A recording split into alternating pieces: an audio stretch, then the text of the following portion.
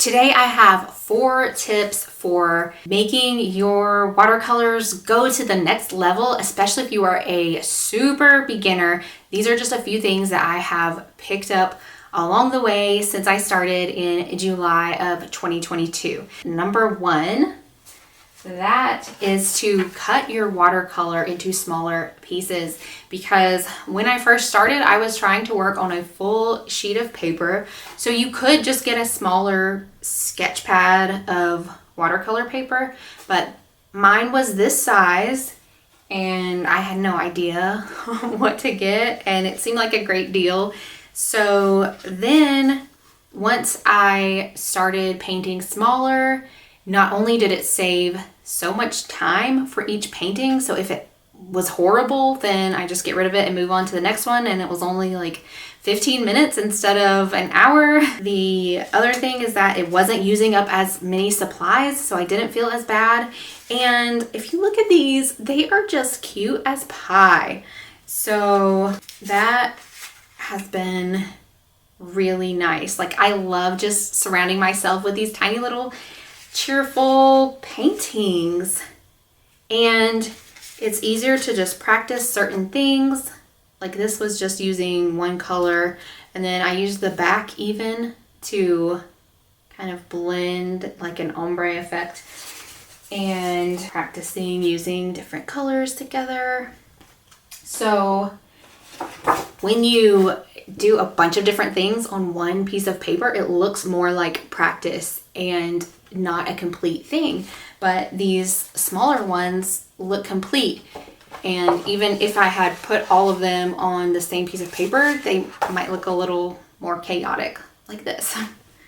So the second one is to tape the edges of your paper, and I use washi tape. You can use painter's tape, and actually this washi tape is messing up on me, but I love that because you can make like Polaroid looking things. So it's only getting paint right here because I tape off from there, and the edges. It's really fun to peel off and look at it, but it's helpful to, instead of putting the paint on your desk or table or whatever you're using to paint on, I learned to tape it to a piece of cardboard so you can turn it, and that has been a game changer. So I'm going to tape this one down because I like to turn my paintings to get my brush angle in a better direction. So this is just, ooh, now I'm hungry. This is some stuffed shells from Walmart. But I use this side to tape down my paintings.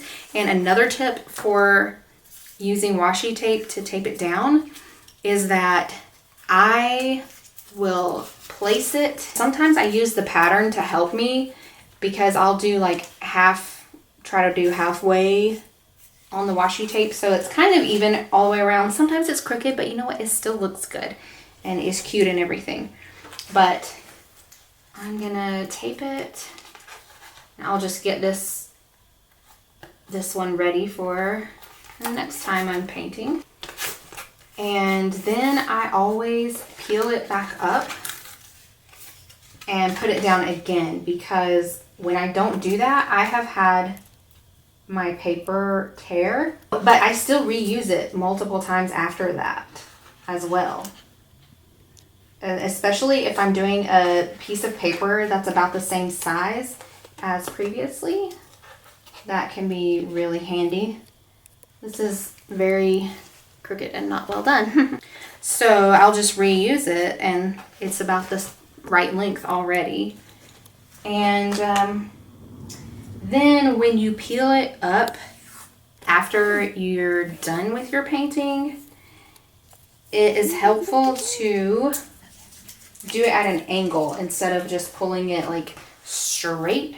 Pull it like away from your painting. Can you see that? Okay. So I don't know why, but for some reason that also helps. You could use it to make stripes or straight lines. Just do the tape across there. And I'll just show some of the little videos I've done of peeling up the tape after. It's really fun and satisfying. So the next tip I have is to try using pens. So the line and wash technique I really love, and I didn't realize this, but I could use a regular pen that I already have.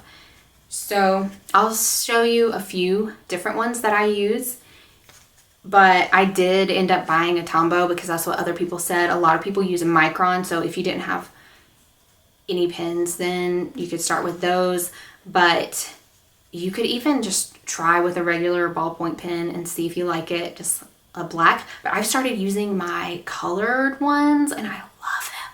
They're so pretty and they're a little more subtle and subdued. So I actually did use the line and wash for my very first commission, which these were, I'll try to find a picture of what they looked like before without any of the drawing on them. It just really helps to add detail and it makes it so much easier to do it more quickly and everything. Yeah, and more detailed and smaller, and it's just especially good for buildings and everything. And then my fourth tip to take your watercolor paintings to the next level is to frame them, and I have an entire video on this already, so I will link to that instead of going on and on and on about how amazing it is and how it can take something so simple and make it feel like a real work of art. I don't know.